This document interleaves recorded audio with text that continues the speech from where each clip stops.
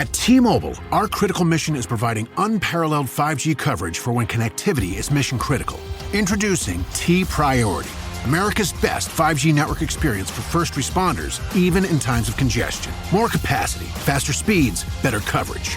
T-Priority from T-Mobile, built for tomorrow's emergencies, ready today. Discover more at t-priority.com. For qualifying organizations on eligible rate plans, coverage not available in some areas and may be impacted by emergencies. Building a portfolio with Fidelity Basket Portfolios is kind of like making a sandwich. It's as simple as picking your stocks and ETFs, sort of like your meats and other toppings, and managing it as one big, juicy investment. Now that's pretty good. Learn more at fidelity.com/baskets. Investing involves risk, including risk of loss. Fidelity Brokerage Services, LLC. Member NYSE SIPC. And hello, welcome to another exciting episode of Unequal Sequel. He's not here, so I'm going to have to do it extra.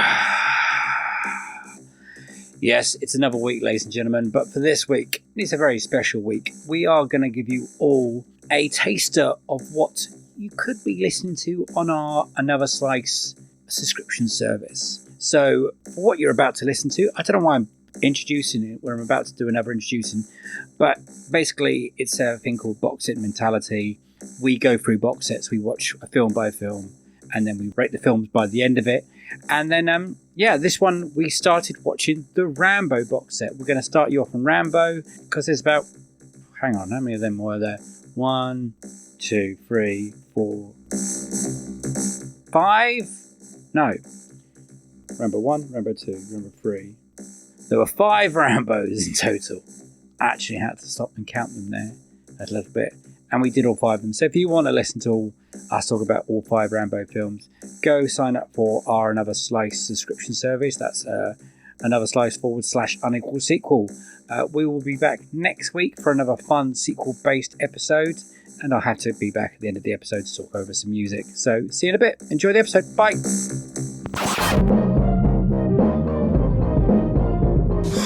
Could have killed them all.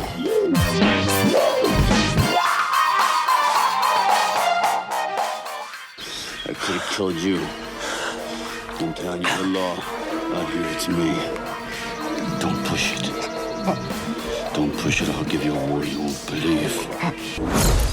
And hello, welcome to Unequal Sequel. Boxset Mentality. On Another Slice. Yeah. I almost forgot. You almost forgot, but you didn't. And I'm very proud of you. Welcome, everyone. Welcome to a new series, would I say? New box set. Yeah, a new box set. We're out of the window. We've done the 3 colours trilogy. We went all arty. We went foreign. We loved it. It was great. We did. It was a nice change. It was a nice change. And now we've picked a box set that has 5 films in it. 5 films ranging over decades and sees a growth and probably a degrowth in a character of a superstar, which I'm trying to work out how that happened, to be honest. And then, I'm just telling you, we're going to watch First Blood, which is the Rambo box set. What are we calling this box set? Because it's the Rambo. The Rambo box set, surely. Rich has just found out the first film isn't called Rambo First Blood. It's just called First Blood. First Blood. Yeah.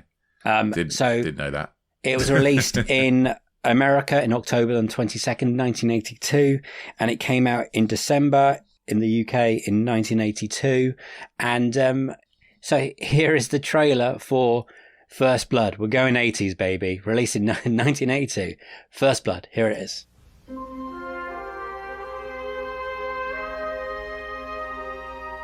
John Rambo, a drifter, just passing through their town. Morning! Headed north or south? North. Now jump in. I'll make sure you head in the right direction, huh? You got someplace I can eat around here? There's a diner about 30 miles up the highway. Is there any law against me getting something here? Yeah, me. I want you to book this gentleman for vagrancy, resisting arrest, carrying a concealed weapon. They knew he was innocent. Starting to dislike you. A lot. And they didn't give a damn. That's okay, Warren. Don't worry about the soap. He's tough. Just save him. Try. Don't move. I don't want you to cut your own throat. John Rambo. One man who's been pushed too far. You're finished! You've gone as far as you're gonna go! Heading straight for the top. Right on top. There's no way out of here except through us. He was hunted. Trapped. There he is! On the cliff!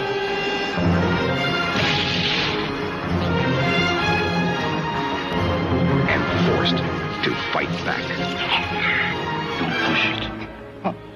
Don't push it. I'll give you a war you won't believe. Teasel, you and all your men couldn't handle him before. Now, what makes you think you can handle him now? Because God knows what damage he's prepared to do.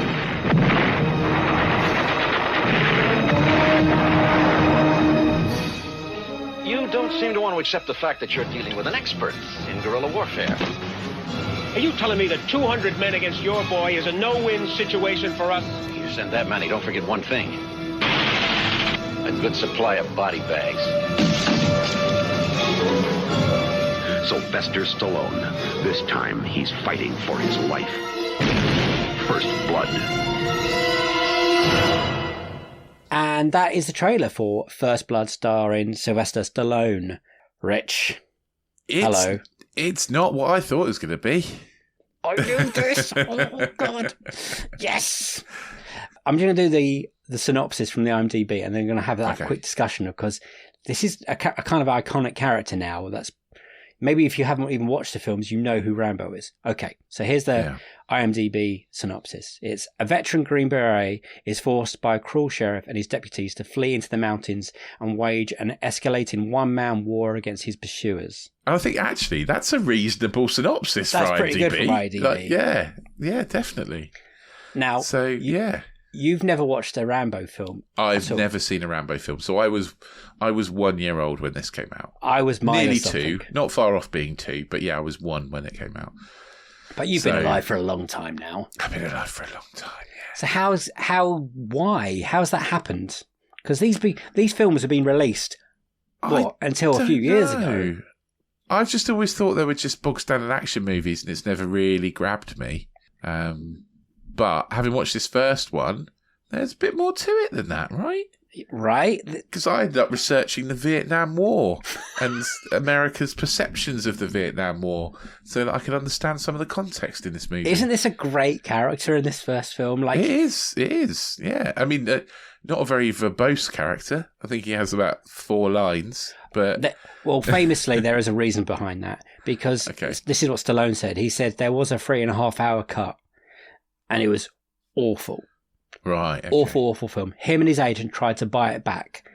The studio would not allow him, and they cut it down to 93 minutes. And Stallone's, he wrote the script, to be honest, the final script. Loads of people had their hands in it, but Stallone was like, just cut out loads of dialogue from Rambo, and this is what you get. So you get behind this almost mute, I wouldn't say action star, even a hero in a way. He's not even really a hero, is he? He's sort of an anti-hero. He's kind of an but he's kind of doing it for, because he's sick, he's ill, right? He's ill, yeah. He's got PTSD, clearly, and, And then you've got these, redneck police people from the hills of Colorado that don't like outsiders. And this is the other thing that kind of goes along with, like, American police officers. So you have sheriffs and sheriff deputies, and sheriffs aren't trained police officers. They're elected. So they're not, they're basically an elected town militia, essentially, the sheriffs and their deputies. Really? They're not trained police officers. The sheriff is elected, and then he chooses his deputies. So it's basically just like good old boys who've all known each other for ages.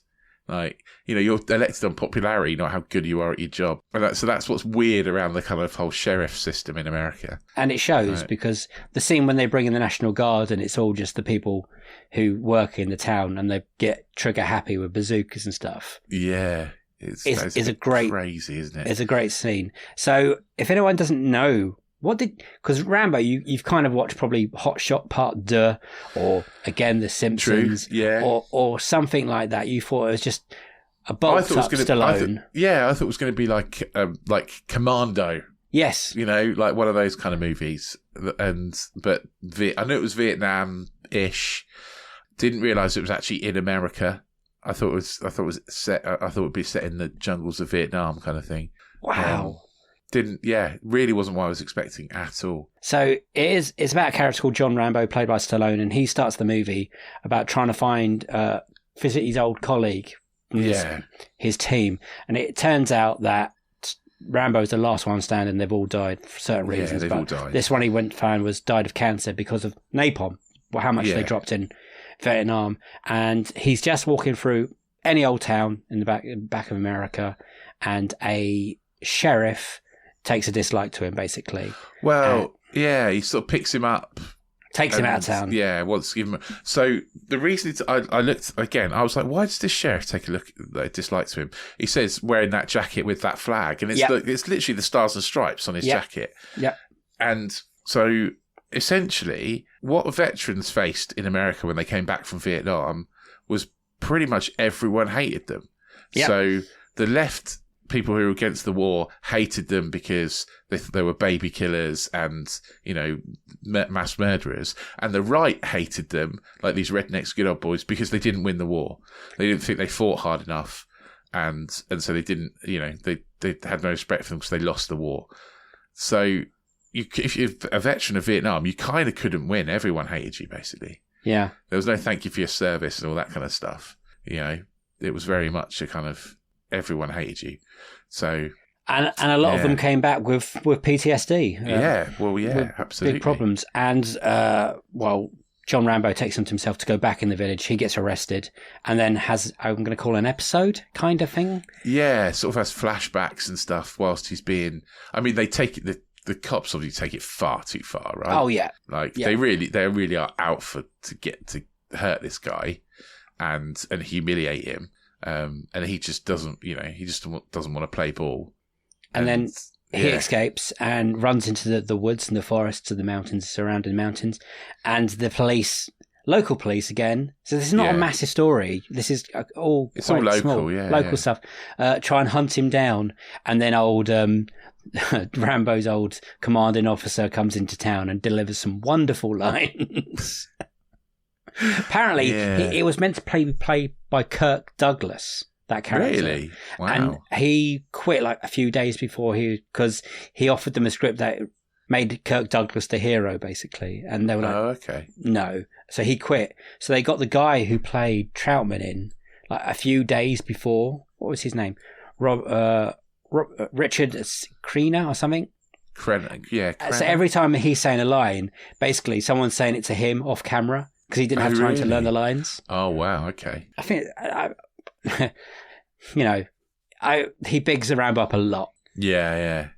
Rambo's basically a super soldier, right? That's kind of the idea. What you call like hell, he calls home kind of thing. Yeah. I think that might be a line in the second one. Okay. But this is a young Rambo, a young Stallone as well. But this is, I always thought First Blood came around the same time as maybe the first Rocky. No, it's way before, isn't it? This came out after Rocky 3. Oh, really? Yeah. This is after Rocky 3? Yeah. This is like the same year as Rocky 3. Late. I know Rocky was before this, but I didn't realise it was Rocky 3 was before this. Well, famously, Stallone has had lots of duds. Right, okay. The only real, at this point, blockbusters he's had are those Rocky films. Yeah. And the only really, and this, when this came out, this was a big success for him. Especially, you could see by the end of that film, there is that Oscar moment he's going for, the speech, when he's having the breakdown in Troutman, and you kind of understand where the man's coming from and what he's done. Yeah. And I have to say that apparently veterans loved this film. It's a much more involved movie than I thought it was going to be. Definitely. Much more grounded and serious. There's a point to it. And yes, there are these big set pieces and the action is good and shit does blow up a lot. But he also doesn't kill anyone. Yeah. No, he doesn't kill anyone. No. He injures a lot of people. Yeah.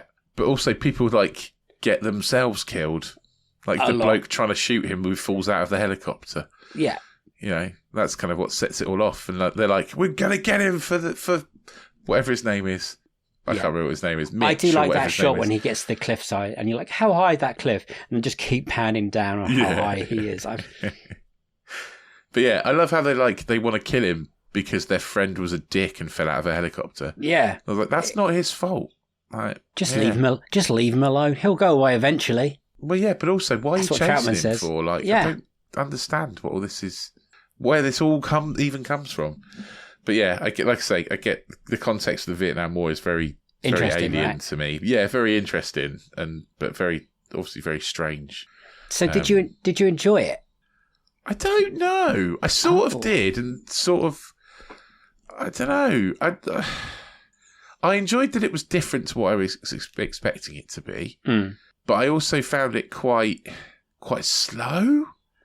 I don't know. It's a strange thing to say about a movie where loads of things explode. It's only an hour and a half, pretty much, isn't it? But I found it kind of quite like, I don't know, nothing really happens. I thought this would be more of your kind of action film. Oh, it definitely is more my kind of action film. Yeah, it's definitely more of a thinker than it is a, it definitely is, and I can sort of see where it's coming from. But I don't know. Some bits feel like they come at you too quick, and some bits feel like the pacing is weird, and that's probably makes sense where you said it was a 3-hour movie and it got cut down. Yeah, because the pacing feels really off in lots of places. Like it goes from 0 to 60 real quick. I mean, once he's out of the prison, it goes quite wild. Yeah, it does. And yeah, you never really get the motivation of why they hate him so much. But then I guess that's what I read into afterwards about Vietnam. Especially from the one main sheriff guy. Yeah. Who is played by Brian Dennehy. Brian Dennehy from like Cocoon, lots of films, right? Yeah, loads of other stuff. Who I think plays quite that slimy cop quite well. He does play that very well. Yeah, he does. I mean, this is a war that Rambo didn't want. He just wanted to have something to eat and then probably walk on, and they could have just had none of this trouble. None of this trouble needed to have happened. Just let him get his dinner and go away. It's quite funny. The scenes I like when the National Guard get in and they're like, fuck, they're going into that cave. I do this on the weekend. And then they use the bazooka and blow up, and then they take a picture and you're like, oh, fucking hell. The end goes big when Rambo literally just blows up the town, pretty much. Pretty much, yeah. I like how he was in that. You can tell that he's not a well man, because even at that point, he probably could have just left and run away kind of thing. But he's like, no, I'm going to take you asked for this kind of thing. Yeah. I'm going to royally fuck you up. And then he does go at the end to the intention of killing that police officer, which he doesn't Which do. he nearly does, but he doesn't. He turns away, doesn't he? Troutman turns up pretty much at the right time. I mean, he shoots him in the legs. He doesn't look well.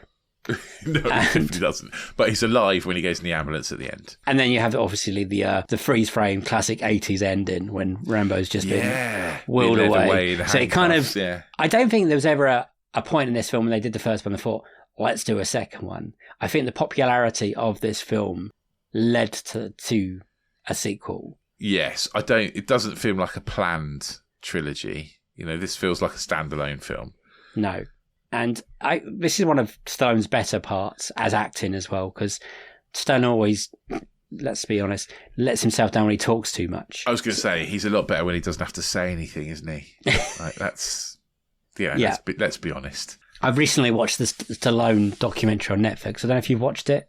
No, I haven't. It's quite interesting how he talks about Rambo and the growth of Rambo when we get through the other films, and how this one came on the back of Rhinestone. Have you ever with Dolly Parton? Oh, right, okay. Which was a big bomb.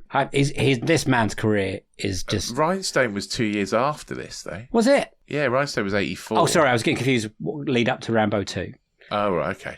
At this point, son, Rocky, Paradise Alley is a big bomb for him. Fist was a big bomb for him. I like how Road to Victory is just called Victory in his thing. Obviously, he had the Rocky films, and then he had the 1-2 count of Rocky 3 and First Blood, which made him a superstar. And then after this film, I think he directed Staying Alive, which was a sequel to Saturday Night Fever, and then Rhinestone. Do you remember the Formula One movie he was in? Driven. It's awful. Yeah, it is awful. But around that time, I was marshalling at the British Grand Prix, right? Because my dad used to marshal and he used to bring me along. I was only It's about 14 or 15, and I met Sylvester Stallone. Really? Yeah, I thought he was John Lacey. Quite different people, Rich. Formula One driver John Lacey. I thought, oh, it's John Lacey, and my dad's like, that's Sylvester Stallone. I was like, oh, okay. That's embarrassing. Yeah. I mean, they're different sizes, aren't they? Well, I don't know, because Stallone's quite short. But he's too stocky to fit into a race car, surely. Yeah, he probably is. I feel like we're going off topic. Anyway, I don't know. I was only 13, 14. Did you shake his hand? Did you say hello? Did you? Yeah, we sort of said hello. He had lots of bodyguards and stuff, and like people, entouragey people with him, kind of thing. So we didn't really get to shake his hand or touch him, but we got to sort of say, "Oh, hello." But yeah, I thought we were saying hello, and I thought he was John Lacey. I didn't say that to him clearly, but when he went past, I was like, "Oh, John Lacey," and my dad's like, "No, Sylvester Stallone." Who you been more excited about seeing, John Lacey or Sylvester Stallone? At that point, John Lacey. I wasn't really into Stallone movies. I hadn't seen Rocky or Rambo at that point. Are you a fan of Stallone at all now? How do you sit on that? Yeah, I like the Rocky movies, definitely. Yeah, but that's a relatively recent thing, to be honest. Yeah, what about his other films? Anything there? Demolition Man, Cops. Demolition Man's okay. Yeah, I like Demolition Man. The first Expendables movie's all right, but I've not seen Cliffhanger. You've not seen the Cliffhanger? No. Tallone's a funny one because he has a major hit. Stallone has a major hit, and then he has a load of duds, and then he always has this one film that brings him back into he's such a legend, blah blah blah blah, and then Cliffhanger, and then blah blah blah blah, Copland, and blah blah blah, whatever. Yeah. He's a weird action star. I mean, he's always made. Well, he's a rich man. He's made lots of money, and him and Arnold Schwarzenegger's careers are fascinating to read about and watch about. And to think that his action status kind of come from this film, because it wouldn't have come from Rocky, because that's a sports movie. It comes from Rambo, and then Born from First Blood. And you've watched it now, and you've realised that it's not really that kind of action film. It's a little bit like it's a thinking man's action film. It's barely an action film, like you said. There are car chases, there are knife fights, there's explosions, there's rocket launchers. Everyone's got heavy weaponry in this town. They're all tooled up. But it's not like him taking on an army kind of thing. It's like you said, these local policemen don't really know what they're doing, and they're probably too big for their boots until this guy comes into their town and treats them. There seems to be one cop that kind of understands that we shouldn't fuck with this guy. He seems not well, especially when they take his top off and they see he's been whipped or whatever, and he's full of scars. Yeah, there's no one seems to have much compassion for him, do they? No, that's the weird thing. You expect someone to have some compassion at some point. I'm just looking through his filmography, and it's all over the place. Like you say, it's crazy. It's mad. So it would have been sort of 93, 94 kind of time that I saw him at the Grand Prix. So it's way before Driven, because Driven was 2001. So you would have had... Look, this is amazing, because he had Oscar, Big Bomb, Dream On, Big Bomb, Stop or Your Mum Will Shoot, which is one of the worst films ever. Yeah, then he has that's bad. He has Cliffhanger and Demolition Man back to back, and is brought back to... Yeah, and Judge Dredd as well. He got paid a lot of money for Judge Dredd. Specialist is okay. Assassins is quite fun. I like Daylight. I remember seeing that in the cinema in 96. I haven't seen any of those. No. Copland is him, De Niro. He's fantastic. Plays a very different part. I've not seen that either. But then after that, you've got a run of the Get Carter remake. Oh God, Get Carter's awful. Because I like the original. The original Get Carter's a good movie. Oh, great film. But how they've got Stallone. That one is shit. That Stallone remake is terrible. And I've never actually seen Driven. I knew he was in it, but I've never seen it. And they did a film called Detox, which is called I See You There, which had lots of problems with it. And then he kind of disappeared until Rocky Balboa in 2006. And that was his comeback. And then he brought back Rambo again, and the Expendables. It's a weird career. It's going to be interesting to see, where he goes, not just with the character of Rambo, but Stallone as well. Yeah. Through watching through these films. Yeah, I'm quite interested to see how they develop that character that has PTSD and is sick and ill and needs help properly, psychiatrically. Yeah, and definitely. And where they put that character next. Yeah, and I wonder if he'll get help or if they're just going to put him in prison or what's going to happen. I'm about to say, do you think the still frame is prison? I think they're taking him to either to prison or to a secure mental facility. Is there a thing called army prison? Well, yeah, there is. Yeah, there is. Yeah, so potentially, I don't know, but he's not in the army anymore, though, is he? He's civilian now. He's a civilian. That's the problem. I presume he is. I don't know. He's just a wanderer. Pepsid Complete knows that food is one of the best parts of game day. That is, until heartburn strikes. Thankfully, just one chewable tablet of Pepsid Complete provides dual-action heartburn relief with an antacid that starts working instantly and an acid reducer that lasts all day. So you can stay focused on that second helping of chili without worrying about heartburn. All day based on 8-hour symptom relief studies during the day. Use product only as directed. This episode is brought to you by Coffee Mate. After watching this season of the HBO's original series, The White Lotus, this is the tropical getaway I needed. One more pina colada, please. Hey, you're not on mute. Oh, I thought I was in paradise. Turns out it was my Coffee Mate. Coffee Mate pina colada and Thai-iced coffee-flavored creamers. Inspired by the newest season of HBO's original series, The White Lotus. For the love of coffee. Try now.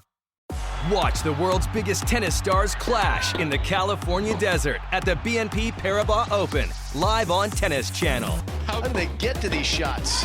Tune in daily for exclusive first ball to last coverage from Indian Wells and witness all of the jaw-dropping action as the game's top men and women square off at one of the greatest events in sports. It's tennis magic you need to see to believe. The BNP Paribas Open, live on Tennis Channel and streaming on the Tennis Channel app. Morning.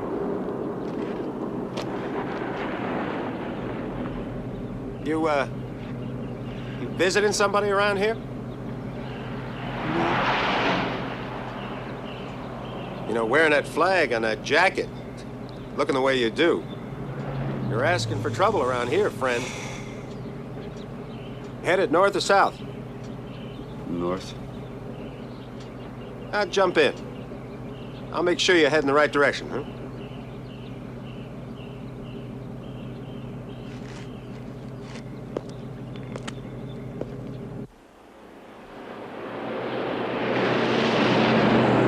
Where you headed?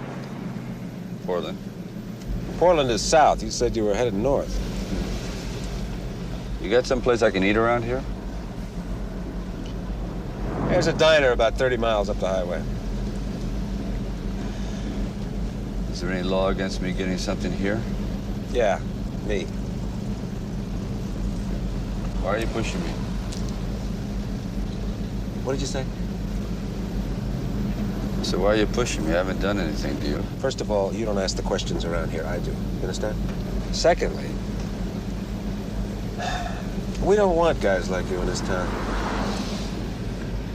Drifters. First thing you know, we got a whole bunch of guys like you in this town. That's why. Besides, you wouldn't like it here. This is a quiet little town. In fact, you might say it's boring. But that's the way we like it. And I get paid to keep it that way. Boring.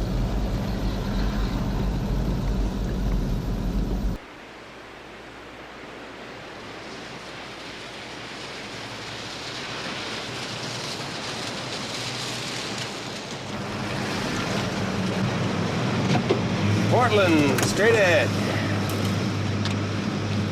If you want some friendly advice, a haircut and take a bath. You wouldn't get hassled so much. Hope this ride helped you out. Box office wise, it was made for an estimated of 15 million, which is... It's not a lot of money, but then I suppose early 80s. Probably early wasn't 1982.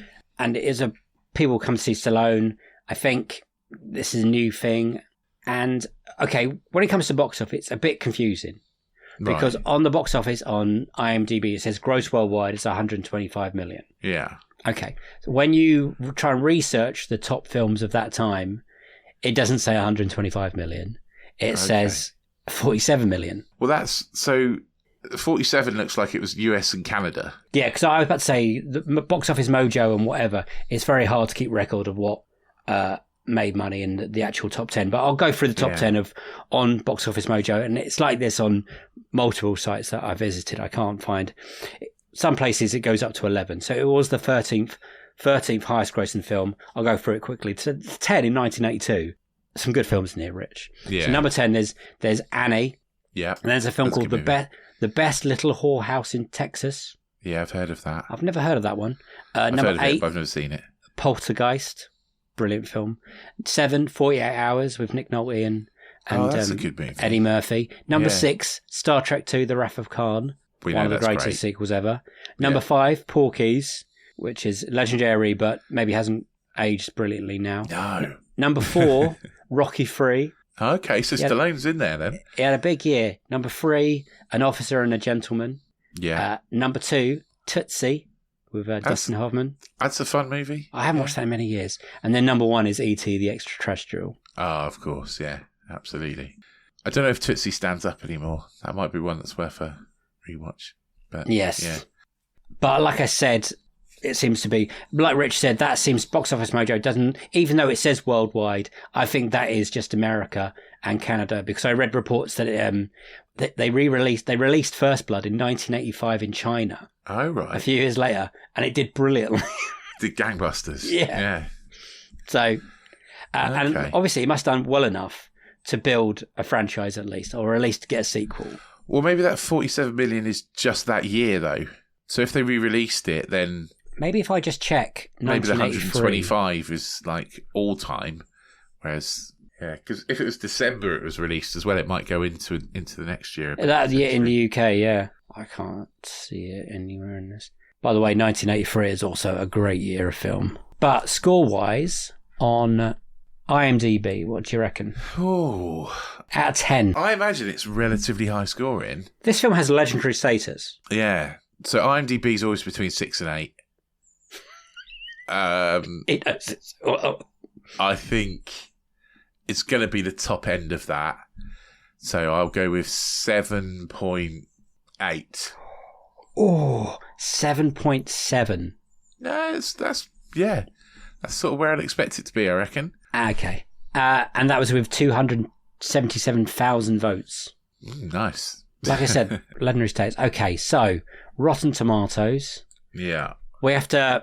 It is an old film, so it won't have as many reviews as new releases. Okay, so First Blood. I keep wanting to call it Rambo First Blood. It's literally just called First Blood. On the DVD that I've got, it's Rambo First Blood. Is it? But on everything else, it's just called First Blood. Anyway, so well, once we get to sequel, it gets even more confusing. Critics. There's only 51 reviews. 86%. He's done it, ladies and gentlemen. 86%. Certified fresh. Get in. 86%. Incredible. And audience? This is an interesting one. I don't know if audience are going to come to this movie expecting an all-out action movie and then be disappointed that's not what they're going to get. Over 100,000 ratings, so quite a lot still. I've clicked the button. I still think it should be pretty high. So I'm going to go with 91 for audiences. It's also 86%. Oh, okay. Well, that's fair. That's fair enough. Let's see if there's any good reviews. Yes, someone from the Times UK. Stallone brought intense physicality, obviously, but also hangdog vulnerability to a character who takes a revenge on a cruel, unfeeling establishment and utter some of the most iconic lines in shoot-'em-up history. Because Rambo's the victim, right? Someone's Peter Bradshaw, big Peter Bradshaw, famous one for The Guardian. Yeah. Watchable if entirely preposterous. What? Well, yeah, I mean it is pretty preposterous, isn't it? But that's not an ambitious, bloody, talented but pulpy mess. I don't know if that's a good or a bad one. Push the Ed Survivors, John Rambo raised the bar significantly for action heroes. Now, I think there's a debate here that he's not really an action hero at this point. No, I don't think he is. I mean, I think, like I say, I think he's the victim of this movie, isn't he? Like, yes. You know? He's reacting to them than being on the He's front not the foot. antagonist. He's the victim. It's Brian Dennehy's, whatever his name is, Teasel? Is it Teasel? Yeah. The sheriff? It's weird because to be a hero, are you? I suppose you are rooting for that character through this film because of what the cops have done to him, or but what you're not rooting for him doing what he's doing. For me, I'm rooting for him to be okay and give himself up. You know, I'm not rooting for him to go on a destruction spree. You know? Yeah, I get it. Someone's put the first and best of the franchise, so that's a nice teaser for what we have. Oh, this is an audience one. My least favourite out of all 5, but still a good film. Oh, interesting. That's interesting. Awesome film, a great story and well put together. Pretty good. Best of all, it's short. Probably the best action movie of all time, up there with Mad Max Fury Road and Die Hard. No. But hey, you know. I just think it's such an interesting starting point to a franchise, an interesting film that was made in 1902, and how they tried to make this action star, quotes, quite vulnerable. And I think the use of the PTSD was, at that time as well, I think it was really brave to make a character like that. And I think it was brave that Stallone made it, because he wrote the final version of the scripts, apparently. Yeah. Because it's based on a book. Right, okay. And I think at one point they wanted to make it more violent, and then sometimes they wanted to make it less violent. Anyway, 3.5 hours. I would love to see. Would you like to watch that version just to see what it's like? No, I wouldn't. I don't think I would. Because if it's packed with more Stallone dialogue, I don't want to see that. I'll give you a war you cannot imagine. I'm like, oh. Yes, please. That'd be exciting. How well do you think it's aged? I mean, you've never seen it, so I've never seen it. So I was aware I was watching an old movie. Yeah, but actually, because there's not a load of effects in it, really. There's the scene where there's a car chase and the car do like a little bit of a ridiculous jump. Yes, the cop car. Yeah, that was a very 80s kind of. That was toned down. Famous. Oh, was it? I was reading they did one previously with a stuntman, and he pretty much broke his back because it was so ridiculous. Wow. So they had to go back and refilm it to make it less ridiculous. So that version of the film is the less ridiculous version of that. Okay. Okay. Yeah, which is mad because it still looks like it's a Fast and Furious jump or something. It does. Yeah, it does. It looks like a Dukes of Hazzard jump. Yeah. I think it's all right. I think it stands up. I mean, I think you need to learn a bit about the Vietnam War and how veterans were seen by America for it to completely make sense. I had to go and do some research after I'd watched it, essentially. Wow, okay. To go, why are they treating him like this? I watched this many years ago, like before uni, I think, before college, and I don't think I watched it since, and I don't know why. And I always remember it being very different to what's about to happen. Yeah. And it being more of a grounded film, and that the surrounding area are like a character, like the hillside and the mountains are a character in itself, and that they use that well in this film. And I remember feeling how basic it was and how not very silly it felt, especially when at the same time I was watching Schwarzenegger films. Yeah. And your idea of Stallone is kind of that thing. And I was like, oh, this is not what, like you, this is not what I imagine this film to be, especially when what is shown in today's history of, the bandana around the head, massive guns. I mean, at the end of this film, he is running around with a bandana around his head with a massive M16. But it's not quite what you expected. He's bulked up. And he doesn't have a bow and arrow. Which is the only what film I he doesn't have a bow and arrow. Rambo is a bow and arrow. He does in the other films. So get prepared for that. And I've never I take my history of the Rambo films. I've watched the first one. I'm pretty sure I've watched the second one. I've never watched the third one. Okay. I watched the fourth one. I remember seeing that in cinema, and I've watched the last one. And I know it's a wild ride, and especially it's even more wilder now I've gone back and watched this and seen where that character started and who it started as. And I was like, how does he get to that ending? I'll never know. It's mad. And I really like this film. We've watched a few crud films recently because of what the interview episodes and reviewing episodes. And when I sat down and watched this, I thought, oh, this is good. It's a good film. Yeah. It's thank God they made it 93 minutes. When I turned it on, it was an hour and a half. I was like, okay, good. Like you said, it does slow. Once it starts, it just kind of goes. Yeah. And you can feel that there are they take some wild leaps in editing and stuff, and there is some stuff missing. But overall, I think it's a really good film. I think it's a really good, solid film. I think it's amazing that they've made a series out of this character and that it's got the legendary status that it has now. I'm really interested to see where this goes because, it's not where you think it's going to go, Rich. I'm going to say, I think once we go into 2 and 3 and you realise, well, we're in the 80s now, basically, and maybe the early 90s, it loses that grittiness, that look that this film has. Okay. And this kind of almost feels like it's an independent film in a way. Yeah. I think it feels very 70s, which is kind of reasonable, I imagine, because early 80s feels quite 70s still, right? Like I was saying this to my wife the other day when we were talking about music. I was like, your decade doesn't really start until the middle of the decade. Exactly. So what you think of as the 90s, doesn't really start until about 95. Yes. I'm not surprised. This felt like quite a 70s movie. A good example of that is Rocky V, which is made in the 90s but feels like it's the 80s, the early 80s. Yeah, definitely. I'm so glad I went back and watched it and really enjoyed it.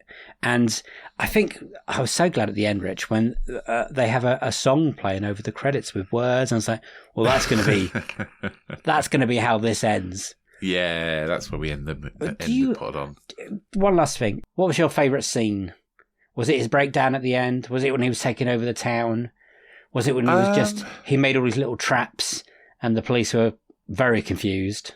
I don't know. That's a really hard question. I can't pick out a favourite. There's not a standout scene, I don't think, to me. Right. I guess it's maybe the start. There are glimpses that Stallone can act, by the way. We shouldn't be down on the man. No, there are glimpses of it. I don't know. I think it's potentially like his escape from the police station. Potentially, he had it all planned out. I quite like that. That sort of shows you who he is, rather than I'd say he did very well for very little, but that's because of the edit. To be honest, with Stallone in this film. Yeah, you could cut out the best bits. Yeah. Okay, well, on to the next one. What is called? It's called Rambo: First Blood Part 2. Oh God, is it really? I believe so. Yes. Now we'll probably get into that in the next one, but is that for selling rights? Is that for? It's another Rambo film. Wouldn't Part First Blood? I suppose it'd be the Second Blood to be a sequel. Is it going to be a Part 2? Is it a continuation of this story? Great question. We'll have to wait and see. We'll have to find out, won't we? Because I don't know because I haven't seen it. So I can't remember how the next one starts. So the next one was released in 1985. So it's 3 years after this. And just remember, Stallone needed a win. Okay. Yeah.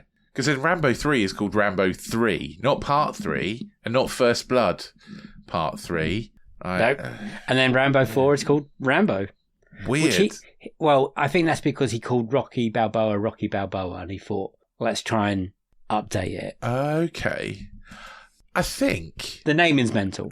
I'm sure I read not recently for now, but I'm sure I've read at some point that Rambo wasn't called Rambo.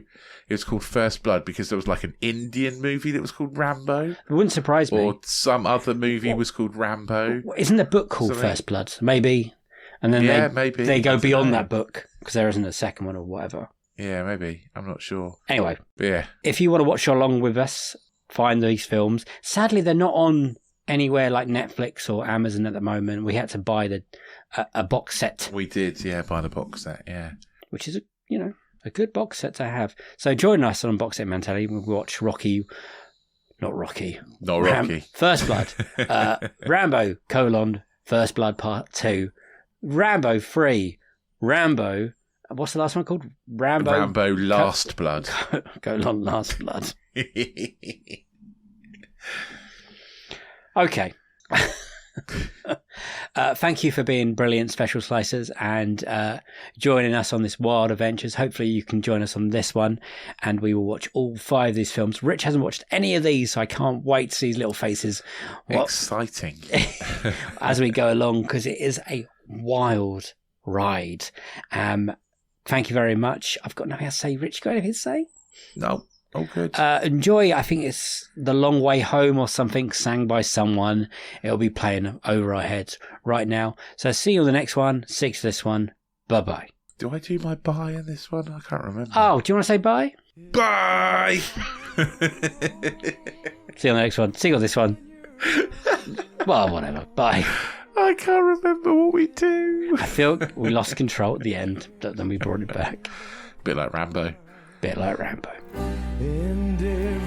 So annoyingly, I have to talk over the music. I know we all want to hear Frank Stallone sing this, but thank you so much for listening to this episode. If you enjoy what this is, join Another Slice on Another Slice /Unequal Sequel. We have 25 of these episodes so far on Boxset Mentality.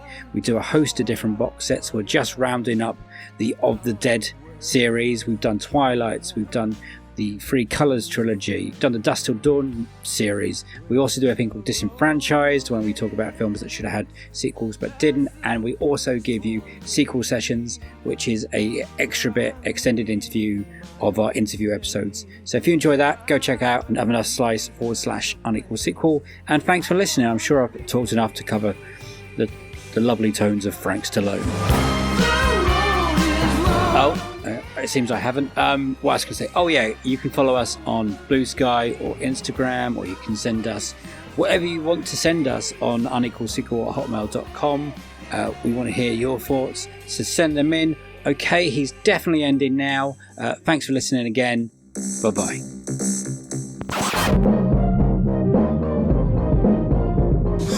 Could have killed them all.